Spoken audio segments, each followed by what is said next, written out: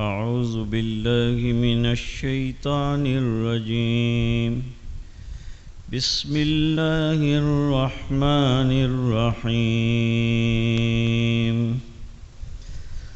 وأتموا الحج والعمرة لله فإن أحصرتم فما استيسر من الهدي ولا تحلقوا رؤوسكم حتى يبلغ الهدي محله فمن كان منكم مريضا أو به أذى من رأسه ففدية من صيام أو صدقة أو نسك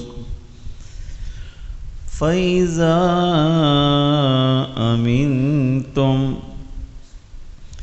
فمن تمتع بالعمرة إلى الحج فما استيسر من الهدي فمن لم يجد فصيام 3 أيام في الحج و7 إذا رجعتم تلك 10 كاملة ذلك لمن لم يكن أهله حاضر المسجد الحرام واتقوا الله واعلموا أن الله شديد العقاب. صدق اللہ العظیم.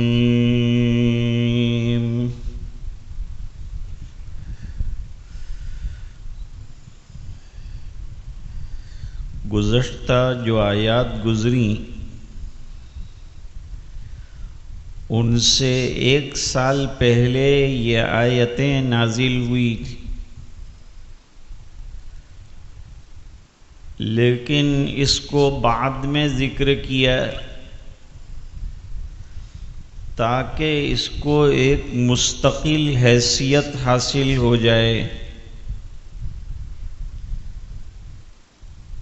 اور آگے حج کے احکام اور مسائل بیان ہونے والے ہیں،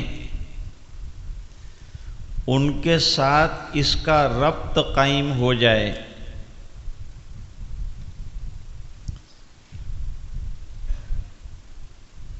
اللہ تعالیٰ فرماتے ہیں وَأَتِمُّوا الْحَجَّ وَالْعُمْرَةَ لِلَّهِ، چاہے حج کرو چاہے عمرہ کرو. عمرہ شوافے کے یہاں زندگی میں 1 مرتبہ فرض ہے اور حنفیہ کے یہاں مسنون ہے. جن لوگوں کے پاس مالی استعداد ہے، راستے کا امن ہے، آنے جانے کا توشہ ہے، ان پر حج فرض ہے.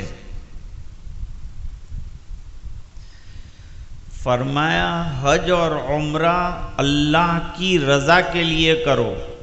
جتنی بھی عبادتیں ہم کو کرنی ہیں وہ سب اللہ کو راضی کرنے کے لیے کرنی، دکھلاوے کے لیے، شو کے لیے نہیں کرنی ہے کہ بھئی ہمیں حاجی کہا جائے، ہمیں معتمر کہا جائے. اس لیے کرنا ہے تاکہ ہمارے گناہ معاف ہو جائیں اور اللہ تعالی راضی ہو جائیں.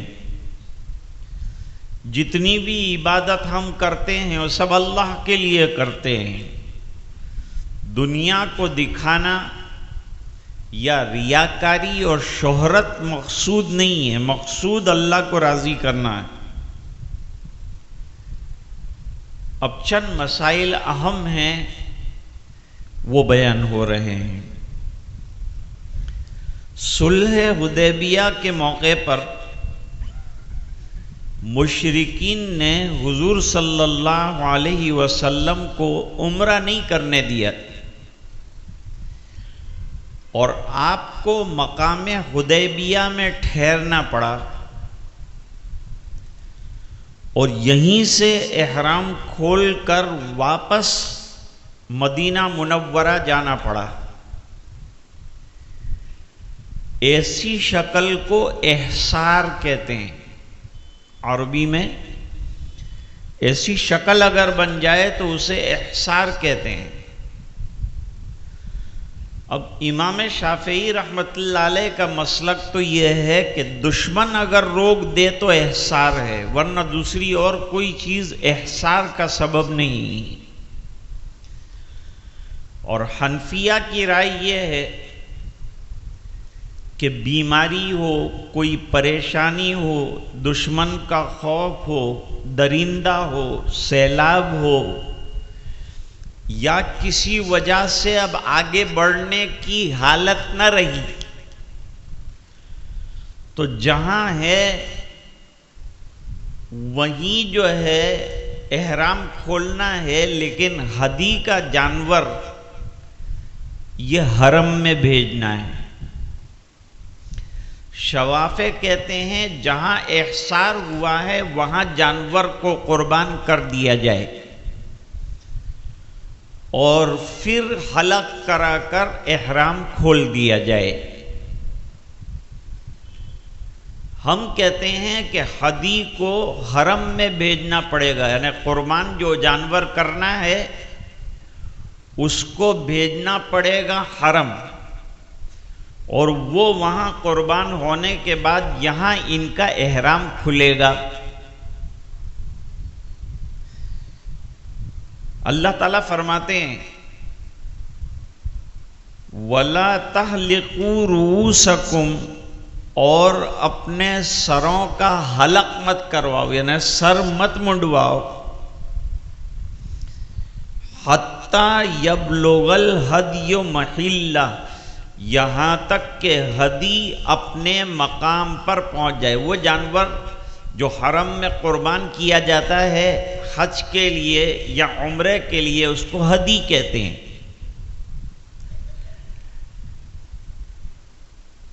پھر آگے ایک مسئلہ ذکر کیا،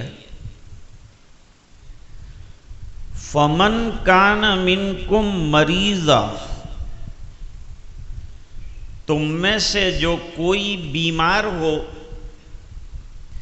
یا اس کے سر میں تکلیف ہو.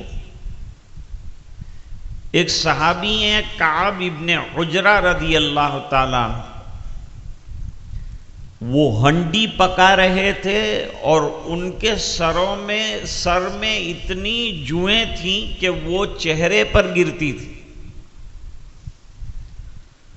حضور نے گزرتے ہوئے دیکھا یہ حال، تو پوچھا کہ یہ جو جوئیں ہیں تجھے بہت حیران کر رہی ہیں کعب؟ کہا ہاں حضور، یہ بہت حیران کر رہی ہیں. اب احرام کی حالت میں چند چیزیں منع ہیں،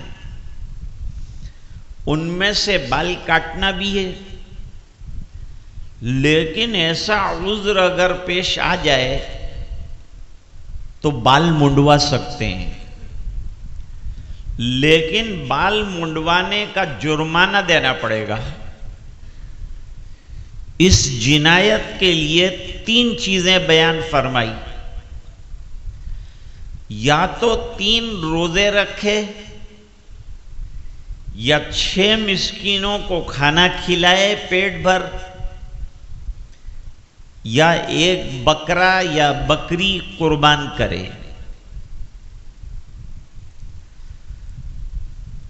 اب ایک سوال پیدا ہوتا ہے کہ احصار ہو گیا، واپس چلے گئے، تو کیا یہ عمرے کی یا حج میں احصار ہوا تو قضا کرنی پڑے گی؟ احناف نہ کہتے ہیں کہ اس کی قضا نہیں ہے. نہیں، احناف کہتے ہیں کہ قضا ہے، قضا کرنی پڑے گی. حضور نے دوسرے سال عمرہ قضا کیا اور شوافع کہتے ہیں کہ قضا نہیں کرنی پڑے گی. اب دوسرے سال حضور 1400 صحابہ کرام کو لے کر آئے اور عمرۃ القضا جو وعدہ تھا اس کے مطابق آپ نے ذی قعدہ میں پھر عمرہ فرمایا.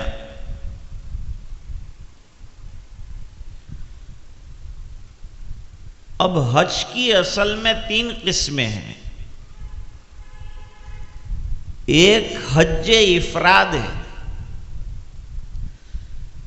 جس میں حج کرنے والا میقات سے صرف حج کا احرام بنتا ہے اور نیت کرتا ہے کہ اللہم انی ارید الحج، اللہ میں حج کا ارادہ رکھتا ہوں، فیسرہ لی وتقبلہ منی. دل میں ارادہ کر لیا تو بھی کافی ہے، زبان سے کہنا بھی اچھا ہے. آفاقی افراد بھی کر سکتا ہے اور تمتع بھی کر سکتا ہے اور قران بھی کر سکتا ہے. ابھی تمتع اور قران کو بھی سمجھاتا ہوں. اور جو میقاتی ہے یعنی میقات کی حد میں رہنے والا یا مکے میں رہنے والا صرف افراد کر سکتا ہے. اس کے لیے تمتع اور قران کرنا نہیں ہے چونکہ وہ وہیں رہتا ہے. جو آفاقی ہیں، جو باہر سے آئے ہیں، وہ تینوں قسم کے حج کر سکتے ہیں. اور میقاتی اور مکی جو ہے وہ ایک افراد کر سکتے ہیں اور افراد میں قربانی بھی لازم نہیں ہے. اور ان حضرات پر طواف الوداع بھی واجب نہیں ہے. جو حضرات آفاقی ہیں ان پر طواف وداع واجب ہے. اگر کسی عورت کو عارضہ حیض پیش آ جائے اور جانے کا وقت ہو جائے تو اس سے طواف وداع معاف ہے. تمتع کسے کہتے ہیں؟ تمتع یہ بھی حج کی ایک قسم ہے جس میں چلنے والا آفاقی پہلے عمرے کا احرام باندھتا ہے، عمرہ کرتا ہے. عمرے کے اندر کیا کرنا ہوگا؟ میقات سے احرام باندھنا، اس کے بعد طواف کرنا، طواف کے بعد 2 رکعت طواف کی پڑھنا، اس کے بعد صفا مروہ کی سعی کرنا، 7 چکر کاٹنا، اس کے بعد حلق یا قصر کرا کر احرام سے فارغ ہو جانے. یہ ہے عمرے کا عمل. اور اگر کسی نے تمتع کیا تو پہلے عمرے کا احرام باندھے گا اور یہ اعمال کر کے حلق یا قصر کرا کر اپنا احرام کھول دے گا. اس کے بعد 7 تاریخ کو نیا احرام باندھے گا، 8 تاریخ کو تیاری کرے گا اور دوپہر تک مینا پہنچ جائے گا. مینا میں 5 نمازیں ادا کرنے کے بعد 9 تاریخ کو عرفات کے میدان میں جائے گا. عرفات کا وقت جو ہے وہ زوال کے بعد سے لے کر مسنون وقت غروب آفتاب تک کا ہے اور جائز وقت دوسرے دن کی صبح صادق سے پہلے تک کا ہے. اکثر لوگ مغرب کے بعد یعنی مغرب کی نماز وہاں نہیں پڑھتے، مغرب اور عشاء مزدلفہ کے اندر آ کر پڑھتے ہیں، تو غروب آفتاب کے بعد چلتے ہیں یہاں سے اور مزدلفہ جاتے ہیں، جہاں ایک پہاڑ ہے جس کو مشعر الحرام کہتے ہیں۔ اس کے اطراف میں پورا مزدلفہ کا میدان ہے۔ اس میدان کے اندر رات کو کھلے میں قیام کرنا ہے، آرام کرنا ہے، اور صبح صادق کے بعد قیام کرنا ہے، فجر کی نماز پڑھنی ہے، اور طلوع آفتاب سے پہلے ذرا پہلے ان حاجیوں کو دوبارہ مینا جانا ہے، وہاں کے اعمال انجام دینے ہیں۔ یہ تمتع ہوا، اور جب مینا میں جا کے رمی کر لے گا پہلے دن کی یعنی 10ویں تاریخ کی، تو تمتع والے کے لیے قربانی واجب ہے، اور قران والے کے لیے بھی قربانی واجب ہے۔ تمتع اور قران میں کیا فرق ہے؟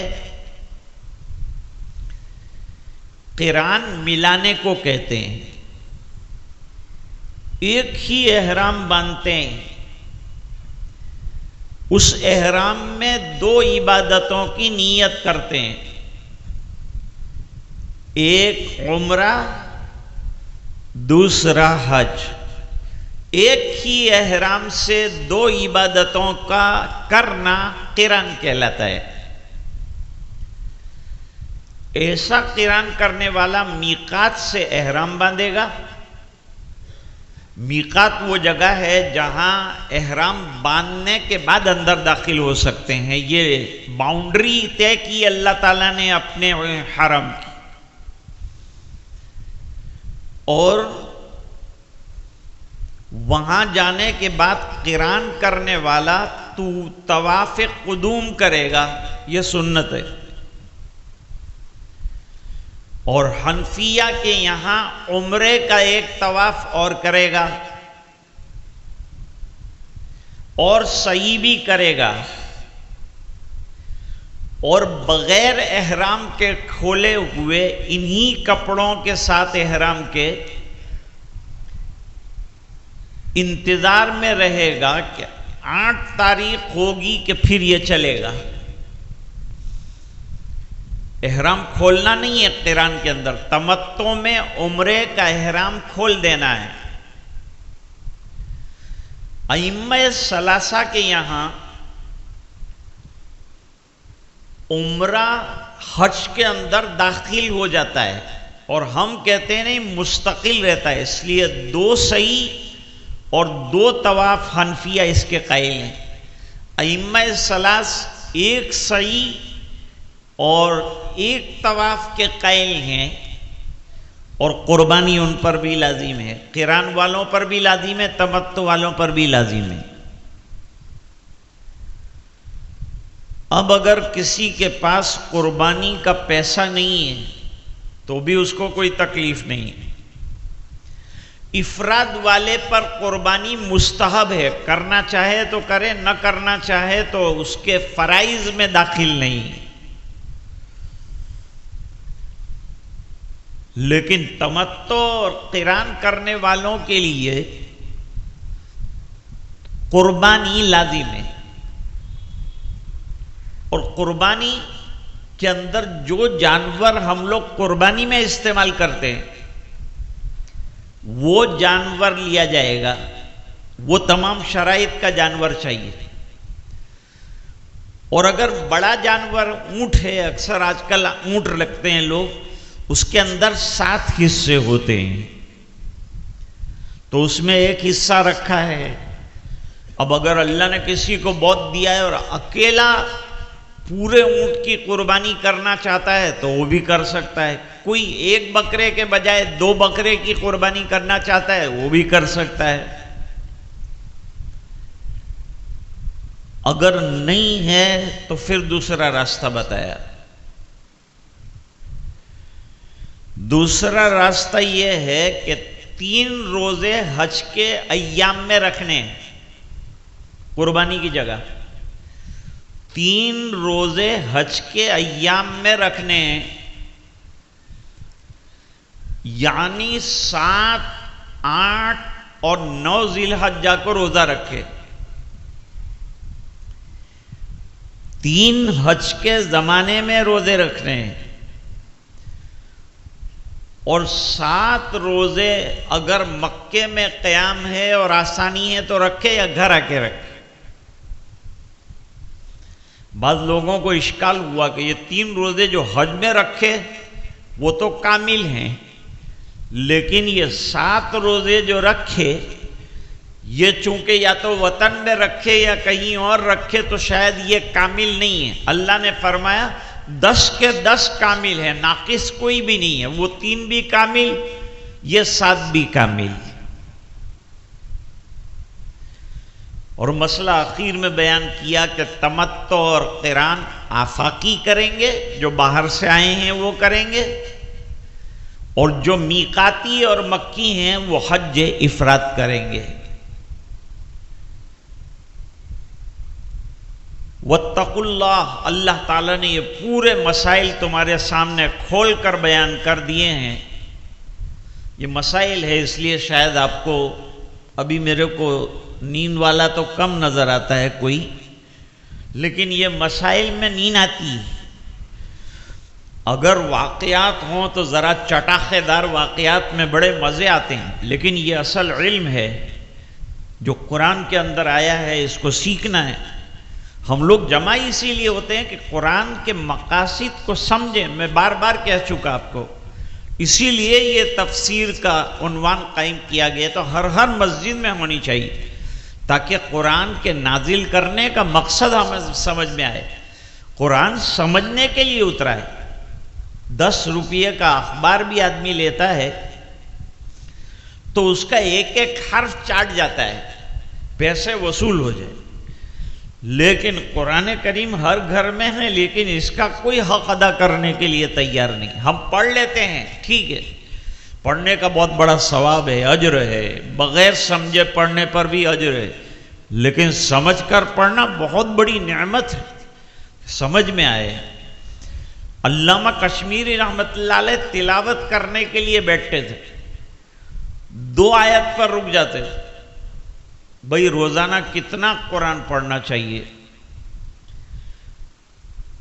ایک قول تو یہ ہے کہ 3 دن کے اندر کم سے کم قرآن ختم کرو۔ یہ تو مشکل کام ہے، 3 دن میں قرآن ختم کرنا۔ 3 منزلوں میں پڑھنا۔ پہلی منزل جو ہے سورہ فاتحہ سے لے کر سورہ یونس تک، یونس سے لے کر لقمان تک، لقمان سے لے کر والناس تک قرآن ختم 3 دن میں ہے۔ امام بخاری رحمۃ اللہ علیہ روزانہ 10 پارے پڑھتے تھے، 10 پارے کی تلاوت کرتے۔ دوسری منزل ہے کہ 7 دن میں ختم کرنا، صحابہ کرام اکثر 7 دن میں ختم کر لیتے۔ حضور نے ایک صحابی کو کہا کہ ہفتے کے اندر قرآن ختم کر لیا کرو۔ اس کی منزلیں ہیں فمی بے شوق، اس کی بھی تفصیل ہے۔ اگر کوئی یہ بھی نہیں کر سکتا، ہم جیسے کمزور ہیں، تو کم سے کم 1 پارہ تلاوت قرآن کریم روزانہ کرنا چاہیے۔ ارے بھائی 1 پارہ کر نہیں سکتے تو پاؤ پارہ ضرور پڑھے، روزانہ تلاوت ضرور کرے، گھر کے اندر اس کی وجہ سے برکتیں ہوتی۔ واتقوا اللہ، اور اللہ تعالیٰ سے ڈرو۔ وَاعْلَمُوا أَنَّ اللَّهَ شَدِيدُ الْعِقَابِ، یہ جو قاعدے بیان کیے ہیں، ان قاعدوں کے مطابق حج کرنا ہے۔ اکثر جو لوگ حج میں جاتے ہیں وہ مسائل نہیں سیکھتے، تو ان کو قدم قدم پر پوچھنے کی ضرورت پیش آتی ہے۔ وہاں پوری دنیا کے علماء آتے ہیں، کسی سے بھی چلتے چلتے پوچھ لیا، کر لیا۔ اب کوئی شافعی ہے، کوئی حنبلی ہے، ہمارے جو علماء ہیں ان کو پوچھنا کہ بھئی اب مسئلہ کیا ہے۔ اور حج میں مسائل بہت پیش آتے ہیں۔ اور مسائل ایسے کہ جو پڑھ لیے ہیں وہ بھی کبھی یاد نہیں رہتے، تو پوچھنا پڑتا ہے۔ پوچھنے میں کوئی حرج نہیں۔ پہلا حج فرض ہے، جو بھی حج پہلا کریں گے وہ حج فرض ہوگا۔ اور ہم لوگ یہ کرتے ہیں کہ پہلا حج جو فرض ہے اس میں بہت غلطیاں کرتے ہیں، کیونکہ وہ پہلی مرتبہ ہے، اس لیے کافی مسٹیکس اس کے اندر رہ جاتی ہیں۔ دم کے ذریعے سے یا صدقات کے ذریعے سے اگرچہ اس کا انجبار ہو جاتا ہے، لیکن حج کو یہاں سے سیکھ کر جائے۔ آج کل دعوت اور تبلیغ کے ساتھی اس کے کیمپ لگاتے ہیں، دوسرے علماء بھی کیمپ لگاتے ہیں، احرام باندھنا سکھاتے ہیں، تلبیہ پڑھنا سکھاتے ہیں، اور وہاں کے اعمال سکھاتے ہیں، طواف کرنا سکھاتے ہیں، سعی کرنا سکھاتے ہیں۔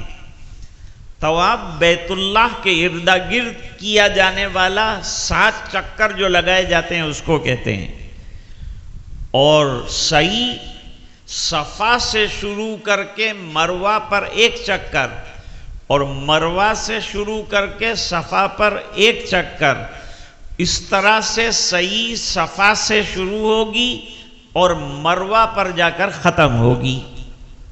یہ اہم مسائل تھے۔ اللہ تعالیٰ فرماتے ہیں اللہ سے ڈرو، اور جو مسائل بیان کیے ہیں ان مسائل کو پیش نظر رکھو اور اس کے مطابق اپنے حج کے فریضے کو انجام دو، من مانی مت کرو۔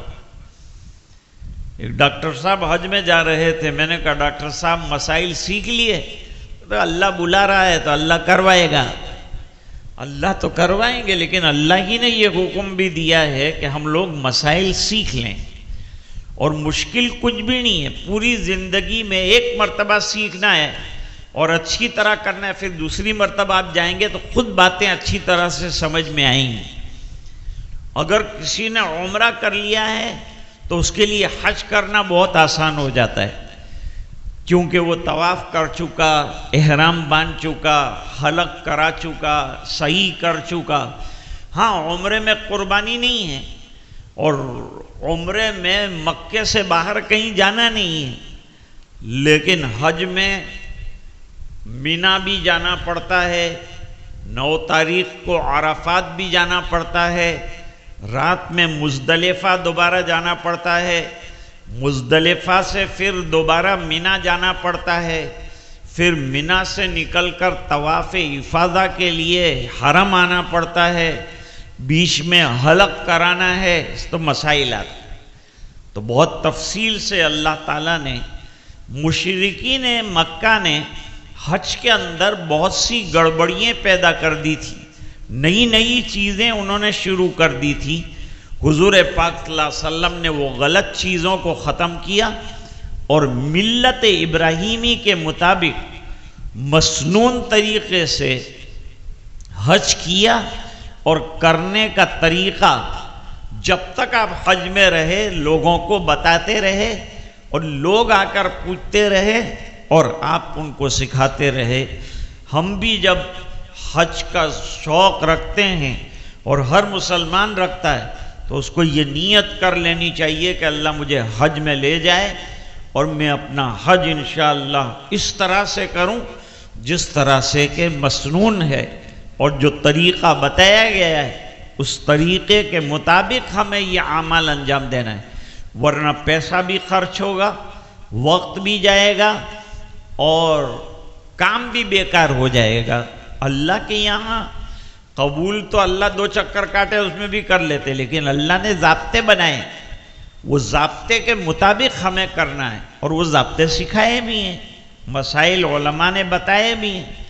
حج کے سلسلے کی کتابیں کئی ملتی ہیں، معلم الحجاج لے کے رکھ لیجئے، بہترین مسائل کی کتابیں، زبدۃ المناسک، یہ بھی بہترین حج کے مسائل کی کتابیں، اور بھی کئی حج کے سلسلے میں اور عمرے کے پورے طریقے بتانے والی کتابیں ہیں۔ عورتوں کے لیے بھی عمرے کے اور حج کے مسائل ہیں کہ ان کو احرام کیسا باندھنا ہے اور کیا کیا کرنا ہے، عورت کے لیے حالت حیض میں بھی احرام باندھنا جائز ہے، اور احرام باندھنے کے بعد خالی بیت اللہ میں داخل نہیں ہو سکتی، کیونکہ بیت اللہ مسجد ہے اور مسجد میں ناپاک آدمی اور جنوبی نہیں جا سکتا، اس بنا پر وہاں نہیں جائیں گی۔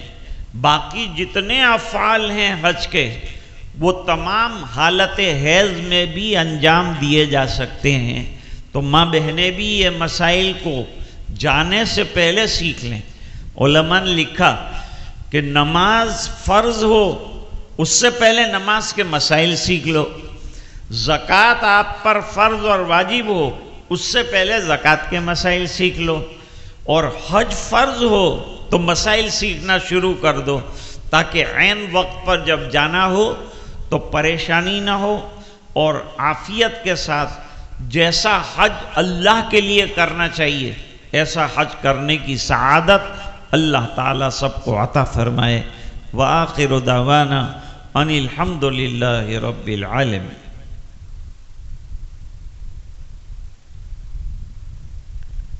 اب تھوڑی دیر کے لیے انشاءاللہ ذکر کریں گے لا الہ الا اللہ کا، اور اس کے بعد 2 منٹ کا مراقبہ کریں گے، اور اس کے بعد انشاءاللہ دعا کریں۔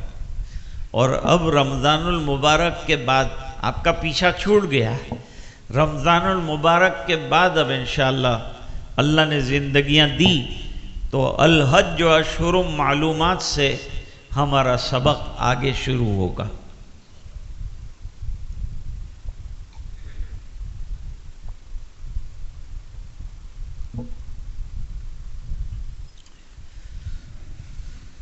یار رہے یا رب تو میرا اور میں تیرا یار رہوں، تجھ سے فقط مجھ کو ہو محبت، خلق سے میں بیزار رہوں، ہر دم ذکر و فکر میں تیری مست رہوں، سرشار رہوں، اور ہوش رہے نہ مجھ کو کسی کا تیرا مگر ہوشیار رہوں، اب تو رہے بستہ دم آخر ورد زباں اے میرے الہ، لا الہ الا اللہ، لا الہ الا اللہ، لا الہ الا اللہ، لا الہ الا اللہ، لا الہ الا اللہ، لا الہ الا اللہ۔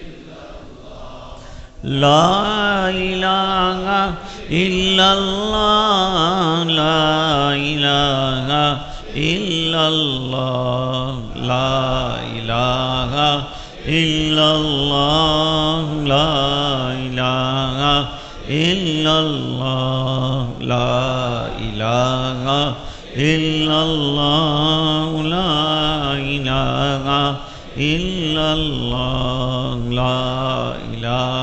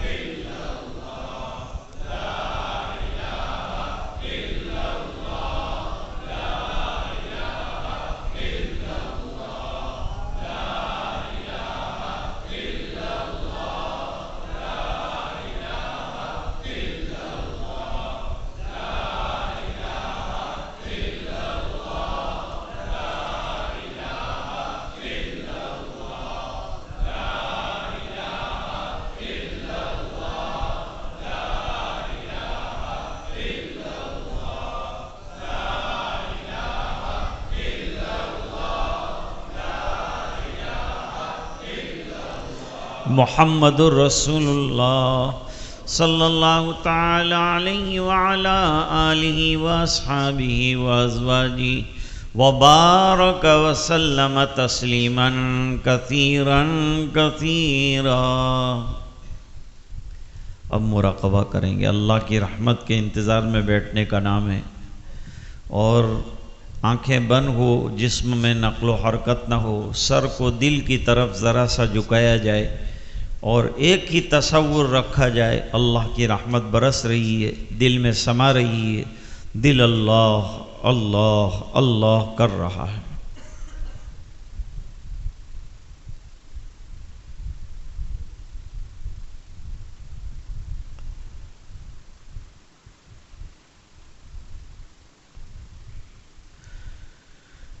اے خوفتہ دل بیدار شو، بیدار شو، بیدار شو،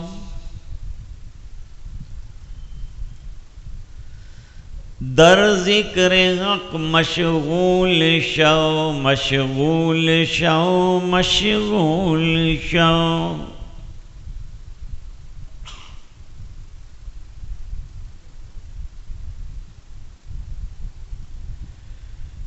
عزیزو دوستو یارو یہ دنیا دار فانی ہے،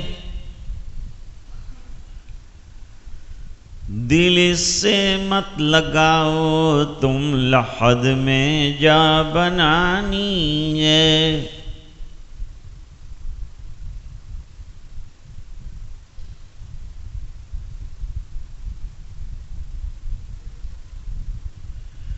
تو آیا بغیر طاعت پھنسا لذات دنیا میں، عقل کھوئی گئی تیری یہ کیسی نادانی ہے۔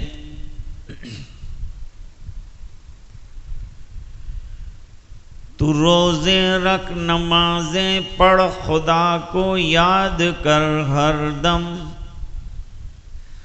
کہ یہ نیکی تجھے ایک دن کام آنی ہے۔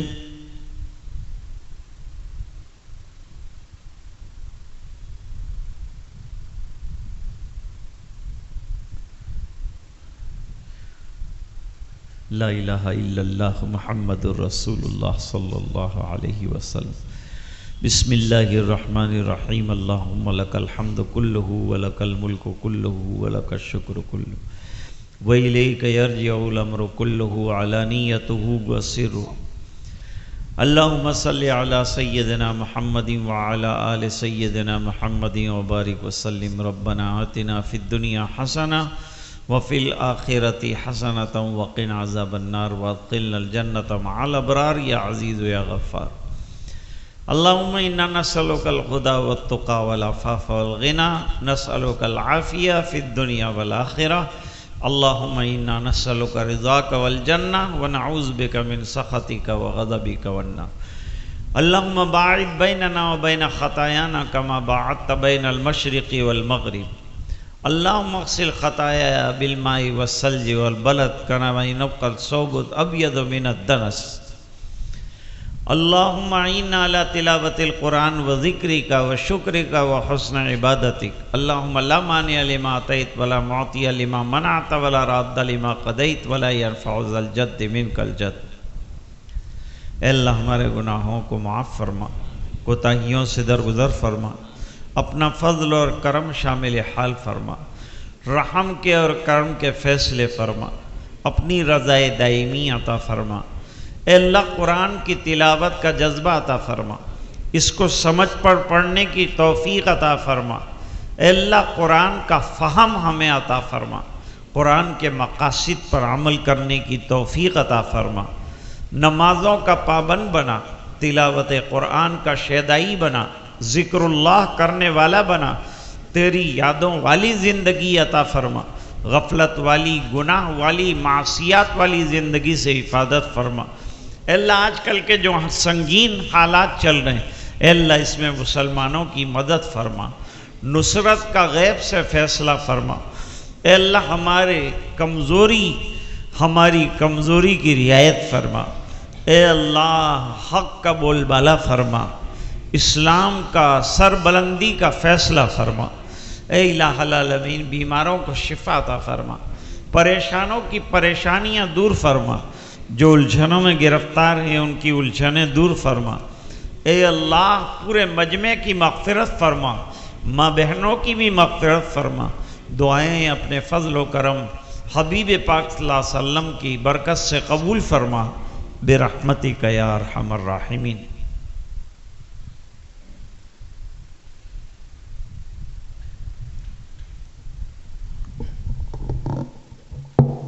دوستو بزرگوں،